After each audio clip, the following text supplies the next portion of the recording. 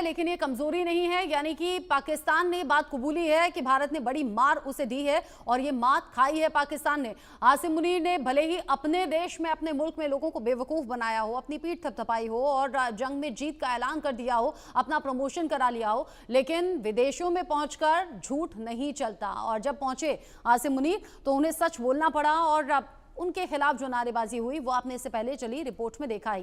मेरे साथ में बात करने के लिए ब्रिगेडियर रिटायर्ड राजन जामवाल जी जुड़ गए हैं डिफेंस एक्सपर्ट के तौर पर। नाजिया इलाही खान मेरे साथ में जुड़ गई हैं सोशल एक्टिविस्ट के तौर पर।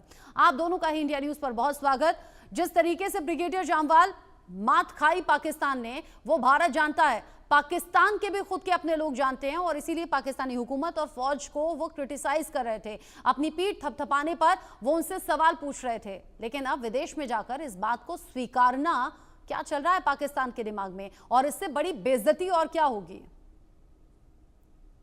देखिए, जब इनकी प्रेस कॉन्फ्रेंसेस शुरू हुई थी, अनलाइक हमारी प्रेस कॉन्फ्रेंसेस में जहां हमने सैटेलाइट फोटो दिखाई, पूरे प्रूफ दिए, इन्होंने कोई प्रूफ नहीं दिए।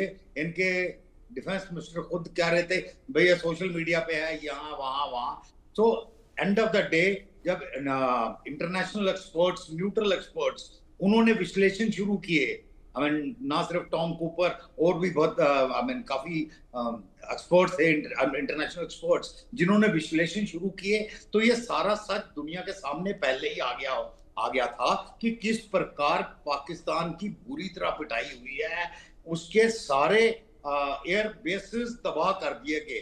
अब इस स्टेज पे आके ये कहना कि हम तो हमले की तैयारी कर ही रहे थे, उससे पहले हमला हम पे हो गया, वो इसलिए हम कर नहीं पाए।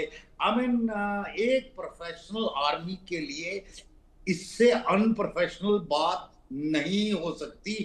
ये एक किस्म की एडमिशन है अपनी इनकॉम्पिटेंस की, इनकैपेबिलिटी की। वही चीज जो उनके प्रवासी पाकिस्तानी हैं यूएस में, वही ये बोल रहे हैं, उसी के बिलबोर्ड लगा रहे हैं, वही उनको आईना दिखा रहे हैं कि भाई साहब आपने क्या किया, खुद तो डूबे थे सनम, पाकिस्तान को भी डुबो दिया।